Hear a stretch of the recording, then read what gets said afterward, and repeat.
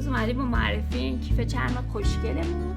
همونجور که ملاحظه میکنی بچه رنگ کیف امیدوارم دیده باشه، اینجا سرمه‌ایه، یه همچین حالتی رنگی داره. رنگ کیف سرمه‌ایه. بریم سراغ جزئیات کارمون.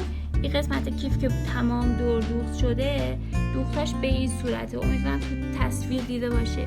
قسمت دور پرته که دوخته شده، این قسمت هم دوختش به این صورته، برش کوره دوختش به این صورته و تمام این کار با دست صورت گرفته شده.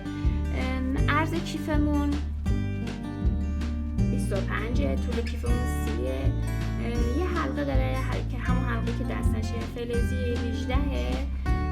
داخل کیفمون یه دونه یه دونه زیپ میخوره، جایی داره که بتونی وسایل کوچولوتو بذاری.